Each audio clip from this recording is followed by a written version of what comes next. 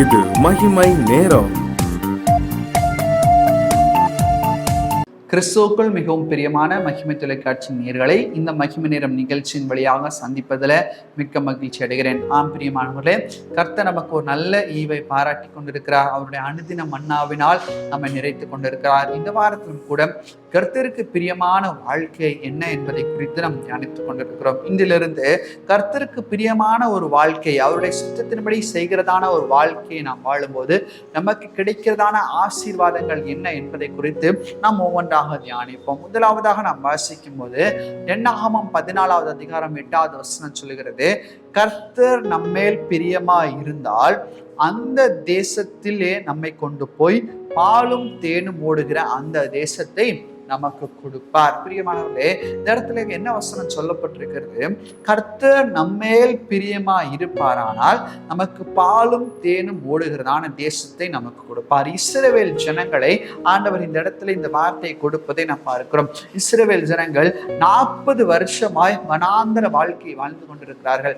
அதுக்கு முன்பதாக அடிமைத்தன வாழ்க்கை எகிப்தில் வாழ்ந்தார்கள். இப்ப அடிமைத்தன வாழ்க்கை, இப்ப வனாந்தரத்துல அலைந்து திரிகிறதான ஒரு வாழ்க்கை. எப்போது நான் போய் ஒரு இடத்துல உட்காருவேன், எப்போது நான் போய் நான் போக வேண்டிய இடத்திற்கு சேருவேன் என்கிறதான ஒரு அங்கலாய்ப்பின் வாழ்க்கையை இந்த இஸ்ரவேல் ஜனங்கள் வாழ்ந்து கொண்டிருக்கிறார்கள். அப்போதுதான் இந்த வார்த்தை பிடிக்கிறது, நீங்கள் போய் உட்கார வேண்டுமானால், உங்களுடைய அங்கலாய்ப்பு நீங்க வேண்டுமானால், உங்களுடைய பிரயாணம் ஒரு முடிவுக்கு வர வேண்டுமானால், முதலாவது வசனத்துல வாசிக்கிறோம், கர்த்தர் நம்மேல் பிரியமா இருக்க வேண்டும். அப்ப கர்த்தருக்கு பிரியமான ஒரு வாழ்க்கையை நாம் வாழும்போது கர்த்தர் நமக்கு ஒரு நிரந்தரமான ஆசீர்வாதத்தை கொடுக்கிறார். பாலும் தேனும் ஓடுகிறதான இந்த கானான் தேசத்தின் ஆசீர்வாதத்தை போன்றதான பரிபூர்ணம் நிறைந்த ஆசீர்வாதம். இப்படி பாலும் தேனும் எதற்கு அடையாளமாய் கொடுக்கப்படுகிறது? பால் என்று சொன்னால் மேய்ச்சல் உள்ள ஒரு இடம், தேன் என்று சொன்னால் அது ஒரு இனிமையை குறிக்கிறது, ஒரு வயல் போன்றதான பூக்கள் நிறைந்தான ஒரு இடத்தை குறிக்கிறது. இப்படிப்பட்டதான மேய்ச்சல் நிறைந்த வயல் நிறைந்த இடங்கள் அது பரிபூர்ணத்தின் அடையாளம். அங்கு பஞ்சமே இருக்காது. அப்ப அலைந்து திரிகிறதான வாழ்க்கையிலிருந்து இருந்து அனுபவிக்கிறதான ஒரு வாழ்க்கைக்கு நேராய் நடத்தப்பட வேண்டுமானால் கர்த்தருக்கு பிரியமான வாழ்க்கையை நாம் வாழ வேண்டும். பிரியமானவர்களே, அப்ப இந்த தேசத்தை குறித்து சொல்லும் போது அது ஒரு பரிபூர்ணமான ஒரு தேசம், மன நிறைவான ஒரு தேசம். அப்ப இந்த பரிபூர்ணமான ஆசீர்வாதம், இந்த நிறைவான ஆசீர்வாதம் நம்முடைய வாழ்க்கையில வர வேண்டுமானால் நாம் ஆண்டவருக்கு பிரியமான வாழ்க்கையை நிச்சயமாய் வாழ வேண்டும். யாத்திராகமம் 20வது அதிகாரம் 24வது வசனம் சொல்கிறது, நீங்கள் அவர்கள் தேசத்தை சுதந்திரிப்பீர்கள் என்று உங்களோட சொன்னேன், பாலும் தேனும் ஓடுகிற அந்த தேசத்தை உங்களுக்கு சுதந்திரமாக கொடுப்பேன், உங்களை மற்ற ஜனங்களை விட்டு பிரித்தெடுத்த உங்கள் தேவனாகிய கர்த்தர் நானே. ஏன் இந்த வசனத்தை கர்த்தர் சொல்லணும்? ஏன் ஆண்டவர் நம்மை பிரித்தெடுத்திருக்கிறார்? அவருக்கு பிரியமான வாழ்க்கையை நாம் வாழும்படியாக ஆண்டவர் நம்மை பிரித்தெடுத்திருக்கிறார். அப்ப அவர் நம்மை பிரித்தெடுத்திருக்கிறார் என்று சொன்னால் சாதாரணமாக பிரித்தெடுக்கவில்லை. நமக்கு பாலும் தேனும் ஓடுகிறதான அந்த நிரந்தர நிறைவான பரிபூர்ணம் நிறைந்த அந்த ஆசீர்வாதத்தை நமக்கு கொடுக்கும்படியாக கர்த்தர் நம்மை பிரித்தெடுத்திருக்கிறார். அவர் நம்மை பிரித்தெடுத்து இந்த ஆசீர்வாதத்தில் நம்மை கொண்டு உட்கார வைக்க அவர் சித்தமாயிருக்கிறார். ஆனால் நாம் சித்தமாயிருக்கிறோமா? சற்று யோசித்து பார்க்க வேண்டும். இன்னைக்கு நமக்கு கர்த்தருக்கு பிரியமான வாழ்க்கை வாழ்வதற்கு நாம் நம்மை ஒப்புக் கொடுக்கிறோமா? யோசித்து பார்க்க வேண்டும். ஆண்டவருக்கு இது பிரியம், இது பிரியம் அல்ல என்பதை நம்மால் பகுத்தறிய முடிகிறதா? ஆண்டவரிடத்துல கேட்டு நம்முடைய வாழ்க்கையில அதை நம்மால் அனுபவிக்க முடிகிறதா? சற்று யோசித்து பார்க்க வேண்டும். பிரியமானவர்களே, இந்த பாலும் தேனும் ஓடுகிறதான தேசத்தை பார்க்கும்படியாக ஒரு சிலர் கடந்து போகிறார்கள். யோசுவா ஒரு சிலரை அனுப்புகிறார். ஆனால் அவர்கள் பார்த்து வந்து சொன்னதான ஒரு காரியம் என்ன? இந்த யாத்திராகமம் 20வது அதிகாரத்துல நாம் வாசிக்கிறோம். அவர்கள் என்னாகமம் 16வது அதிகாரத்துல நாம் வாசிக்கும் போது அந்த தேசத்தை சோதித்து பார்க்கும்படி மோசையால் அனுப்பப்பட்டு திரும்பி அந்த தேசத்தை குறித்து துர்செய்தி கொண்டு வந்து சபையார் எல்லாரும் அவனுக்கு விரோதமாய் முறுமுறுக்கும்படி அந்த துர்செய்தியை சொன்னவர்களாகிய அந்த மனிதர் கர்த்தருடைய சந்நிதியில் வாதையினால் செத்தார்கள். தேசத்தை சுற்றி பார்க்க போன அந்த மனிதரில் நூனும் குமாரனாகிய யோசுவாவும் எப்னவின் குமாரனாகிய காலேப் மாத்திரம் உயிரோடு இருந்தார்கள். இன்னைக்கு இந்த தேசத்தை குறித்து நாம் பார்க்கிறோம், அது நிறைவான ஆசீர்வாதம். அந்த நிறைவான ஆசீர்வாதத்தை பார்க்கும்படியாக சென்றவர்களுடைய கண்கள் வித்தியாசப்படுகிறன. ஒருவருடைய கண்கள் அது உண்மையாகவே நிறைவான ஆசீர்வாதம் என்பதை உணர்ந்து விசுவாச அறிக்கை அந்த இடத்துல சொல்லுகிறார்கள். ஆனால் மற்றவர்களுடைய கண்களோ அது விசுவாசம் இல்லாத அவிசுவாசத்தின் அறிக்கையாய் காணப்படுகிறது.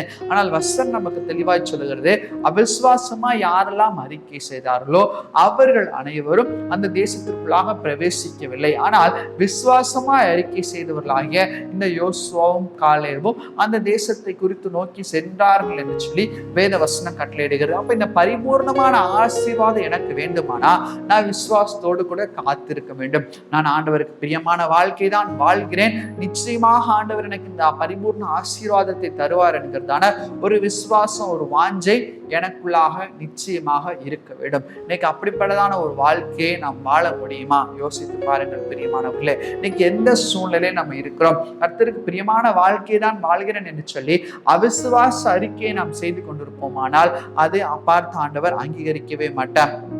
எபிரேயருக்கு எழுதின நிருபம் 11வது அதிகாரம் 6வது வசனம் சொல்லுகிறது, விசுவாசம் இல்லாமல் ஒருவனும் தேவனுக்கு பிரியமாய் இருக்க முடியாது. ஏனென்றால் தேவனிடத்தில் சேருகிறவன் அவர் உண்டென்றும் அவர் தம்மை தேடுகிறவர்களுக்கு பலன் அளிக்கிறவர் என்றும் விசுவாசிக்க வேண்டும். தேவனிடத்தில் சேருகிறவன், அதாவது அவருடைய விருப்பத்தின்படி அவருக்கு பிரியமான வாழ்க்கையை வாழுகிறவன், அவர் தமக்கு பலன் கொடுப்பார், இந்த நிறைவான ஆசீர்வாதமான இந்த பலனை கொடுப்பார் என்று சொல்லி அவர் விசுவாசிக்க வேண்டும் என்பதாக வசனம் கற்றுக் கொடுக்கிறது. அப்ப பிரியமான வாழ்க்கையை வாழ வேண்டும் என்று சொன்னால் இந்த நிறைவான ஆசீர்வாதம் என்னுடைய வாழ்க்கையிலே வந்து சேரும் என்று சொல்லி நாம் விசுவாசத்தோடு கூட காத்திருக்க வேண்டும். அப்படிப்பட்டதான வாழ்க்கையை நாம் வாழதான் கர்த்தர் நம்மை அழைக்கிறார். இன்னைக்கு விசுவாசத்தோடு காத்திருப்போம், நாம் ஜெயம் எடுப்போம். இன்னைக்கு அநேக நேரத்துல கர்த்தருக்கு பிரியமில்லாத ஒரு வாழ்க்கையை நாம் வாழ்ந்து கர்த்தர் நமக்கென்று வைத்திருக்கதான ஆசீர்வாதத்தை நாமே தடுத்து கொண்டு இருக்கிறோம். அப்படி தடைபடாதபடிக்கு உண்மையாய் கர்த்தருக்கு பிரியமான வாழ்க்கையை நாம் வாழ கர்த்தர் நம்மை அழைக்கிறார். இன்னைக்கு நம்மால் ஒப்பு கொடுக்க முடியுமா? இஸ்ரவேல் ஜனங்கள், அநேக ஜனங்கள் அவருடைய வார்த்தைகளும் அவருடைய செயல்களும் கர்த்தருக்கு பிரியமில்லாத ஒன்றாய் காணப்பட்டது. அவருடைய சித்தம் என்ன? ஜனங்களை கானான் தேசத்திற்கு கொண்டு போக வேண்டும். ஆண்டவர் நினைத்திருந்தால், செங்கடலையே பிளக்க வைத்த தேவன் நினைத்திருந்தால் 4 நாட்கள்ல அவர்களால் போய் சேர்ந்திருக்க முடியும். ஆனால் இவருடைய சுயத்து நிமித்தமாக, ஆண்டவரை அவர்கள் மறந்து போனது நிமித்தமாக, ஆண்டவர்களை பார்த்து அவர்கள் அவிசுவாசமாய் பேசினது நிமித்தமாக இப்போது என்ன செய்கிறார்கள்? 40 வருஷங்கள் அவர்கள் நடந்து கொண்டிருக்கிறார்கள். இன்னைக்கு நம்முடைய வாழ்க்கையில் அநேக நேரம் எப்படிதான் இருக்குது, எனக்கென்று சொல்லி ஒருவர் இருக்கிறார் என்பதை நான் மறந்து, என்னுடைய வாழ்க்கை ஆண்டவர் இதற்கென்று சொல்லி வைத்திருக்கிறார், என்னுடைய அழைப்பு இதற்கென்று சொல்லி இருக்கிறது என்பதை நான் மறந்து எதோ பாதையில ஓடி எதோ நாட்களை நான் கழித்து கொண்டிருக்கிறேன். அப்படி நான் இருக்கக்கூடாது. உண்மையாகவே ஆண்டவர் எனக்கென்று சொல்லி வைத்திருக்கிறான் அந்த வாழ்க்கை என்ன என்பதை தீர்மானித்து நான் செயல்பட வேண்டும் என்று சொல்லிதான் கர்த்தர் எதிர்பார்த்திருக்கிறார். அப்படிப்பட்டதான வாழ்க்கை வாழ நம்மை நாமே ஒப்புக் கொடுப்போமாக. கண்களை மூடி நாம் ஜெபிப்போம். எங்களை நேசிக்கதான நல்ல பிதாவே, உம்மை நோக்கி நாங்கள் பார்க்கிறோம் கர்த்தாவே.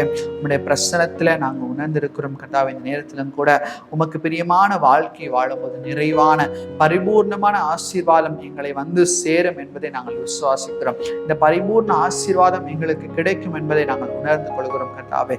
நாங்களும் கூட அப்படிப்பட்டதான வாழ்க்கை வாழ உமக்கு பிரியமானது என்ன என்பதை உணர்ந்து பரிபூர்ணமான ஆசீர்வாதத்துக்கு நேராக எங்கள் வாழ்க்கையை ஒப்புக் கொடுக்கும். ஆண்டவர், உண்மையான விசுவாசத்துல எங்களை நாங்கள் காத்துக்கொள்ளும். நீதாமே கிருபை செய்யும்படியா ஜெபிக்கிறோம். இதை பார்த்து கொண்டிருக்கிற ஒவ்வொருடைய வாழ்க்கையிலும் இந்த நிறைவான ஆசீர்வாதம் கடந்து வருவதாக. ஆண்டவரே, உமக்கு பிரியமில்லாத வாழ்க்கையை வாழாதபடிக்கு, உமக்கு பிரியமான வாழ்க்கையை வாழ ஒவ்வொருவரும் நீர் ஏவும்படியா ஜெபிக்கிறோம் அப்பா. அதற்கு தடையா இருக்கிற எல்லா தடைகளையும் கர்த்ததாமே நீர் மாற்றி போடும்படியா ஜெபிக்கிறோம். ஒருவருக்கே துதிக்கான மகிமை ஏறெடுக்கிறோம். மீட்பராம் இயேசுவின் இனிய நாமத்தில் வேண்டி ஜெபிக்கிறோம் எங்கள் ஜெபக்கிற நல்ல பிதாவே. ஆமென். ஆமென்.